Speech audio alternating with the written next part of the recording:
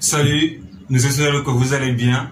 Bienvenue dans l'Afrique Débriefing qui soulève et commente les actualités indispensables du continent du lundi au dimanche. N'oubliez pas de vous abonner et donner vos avis au niveau. On commence en Afrique centrale. Le président centrafricain Kans Touadéra a été réélu le vendredi 17 mars 2023 à la tête de la communauté économique et monétaire de l'Afrique centrale, CEMAC. À l'issue d'une conférence des chefs d'État, il succède ainsi au Camerounais Paul Biya. La conférence des chefs d'État de la CEMAC s'est achevée le vendredi 17 mars 2023, le 15e du genre. Chose logique car par ordre alphabétique selon les textes de la CEMAC, la direction de l'institution lui revenant du droit.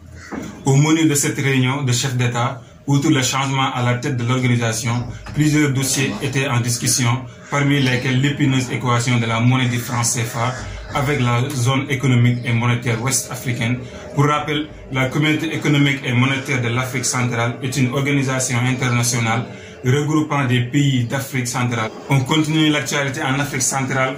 L'espoir de retrouver des survivants est de plus en plus mince. Le cyclone Freddy à la longévité exceptionnelle a fait plus de 400 morts en Afrique australe. Il a frappé 2 fois en quelques semaines dans la région, tuant sur son passage 73 personnes au Mozambique, 17 à Madagascar et désormais 326 au Malawi. Selon un dernier bilan rendu public jeudi 16 mars par le président de ce pays, le nombre de déplacés a plus que doublé, dépassant les 183 000 au Malawi. Les pluies diluviennes ont entraîné inondations et glissements de terrain. L'état de catastrophe et 2 semaines de deuil national ont été décrétés. L'histoire du cyclone Freddy a en effet commencé le 6 février dernier, quelque part au sud de l'Indonésie. Freddy n'était alors qu'une tempête tropicale, mais une intensification extrêmement rapide a fait de lui, dès le lendemain, un cyclone de l'équivalent d'un ouragan de catégorie 1 dans l'Atlantique. Le 11 février 2023, il atteignait l'équivalent d'une catégorie 3. Il était même classé en équivalent catégorie 5 8 jours plus tard. Le 21 février, Freddy traversait finalement Madagascar. 3 jours après, il touchait le sud du Mozambique et se transformait en dépression résiduelle, faisant de lui le plus long jamais enregistré. L'Afrique du Sud prête main forte aux équipes de secours. La Zambie voisine a envoyé de la nourriture et des tentes selon un communiqué du ministre de la Défense. On continue l'actualité au Gabon. Le ministre gabonais des Transports, Brice Payat, a démissionné jeudi, une semaine après le naufrage d'un bateau ferry qui a fait au moins 21 morts et 16 disparus selon un bilan encore provisoire. Maintenant, c'est le ministre délégué au transport qui assurera le traitement des affaires courantes jusqu'à la nomination d'un nouveau ministre, précise le texte. Le bilan toujours provisoire est resté inchangé depuis 2 jours à 21 morts et 16 portés disparus selon le gouvernement. Au total, 124 des 161 passagers et membres de l'équipage recensé de l'Esther Miracle qui a coulé le 9 mars en pleine nuit en encablure des côtes gabonaises avait été secouru. Ce navire mixte de transport de passagers reliait la capitale gabonaise Libreville au port pétrolier du port Gentil. On connaît l'actualité en Ouganda. Le président Museveni a qualifié jeudi les personnes LGBT de déviantes et réclamé une enquête sur l'homosexualité au moment où les parlementaires de ce pays conservateur d'Afrique de l'Est se préparent à voter un projet de loi anti-LGBT.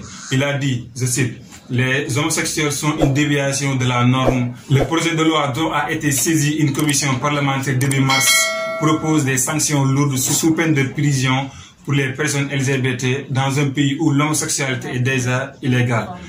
Pour rappel, l'Ouganda a une stricte législation anti-homosexualité. En 2014, un tribunal ougandais avait bloqué un projet de loi approuvé par les députés et signé par le président Museveni pour punir les relations homosexuelles de prison à vie. Cette fois-ci, pour la Coupe du Monde 2030, les candidatures se multiplient pour l'organisation du centenaire de la compétition. Le 14 mars dernier, le Maroc a annoncé vouloir accueillir l'événement dans une candidature conjointe avec le Portugal et l'Espagne. Alors qu'aucun pays africain n'a accueilli le mondial depuis 2010, cette candidature commune sans précédent dans l'histoire du football sera celle de la jonction entre l'Afrique et l'Europe, a noté le souverain dans ce message. On continue les actualités au Rwanda. Le 113e congrès de l'instance dirigeante du football mondial s'est tenu à Kigali, au Rwanda. Infantino a été réélu à la tête de la FIFA jusqu'à 2027, à l'issue d'une élection à laquelle aucun autre candidat ne s'est présenté. La FIFA a inauguré mercredi un stade au Rwanda à l'honneur de la légende du football brésilien Le stade de Kigali a été baptisé du nom de Pelé en hommage à l'icône du football brésilien. Surnommé la Perle Noire, l'ancien attaquant brésilien Pelé est décédé le 29 décembre à l'âge de 82 ans après un long combat contre le cancer, désigné par la FIFA comme le plus grand joueur du XXIe siècle. On termine l'actualité avec une bonne nouvelle. L'émissaire de l'ONU en Libye a appelé samedi les camps rivaux libyens à se mettre d'accord sur l'organisation d'élections présidentielles et législatives d'ici mi-juin, avec l'espoir de les tenir fin 2023 dans ce pays englué dans la crise depuis 2011. Le Sénégalais Abdoulaye Bathily, chef de la mission d'appui des Nations Unies en Libye, avait annoncé le mois dernier une nouvelle initiative pour tenter de sortir de l'impasse des pays d'Afrique du Nord qui peine à achever son interminable transition depuis la révolte de 2011. Il a dit, je cite, « À la mi-juin, il leur sera possible, après avoir discuté pendant quelques semaines, de parvenir à un accord sur ces lois électorales », a déclaré Abdoulaye Bathily lors d'une conférence de presse dans la capitale Tripoli. Pour rappel, la Libye traverse une crise politique majeure depuis le soulèvement de 2011 qui a provoqué la chute de Muammar Kadhafi. Deux gouvernements se disputent le pouvoir, l'un installé à Tripoli, ouest, est reconnu par l'ONU, l'autre soutenu par l'homme fort de l'Est libyen, le maréchal Khalifa Haftar. Bon, c'était tout pour cette semaine. N'oubliez pas de donner votre avis dans les commentaires et de vous abonner et de partager la vidéo avec vos amis. Peace.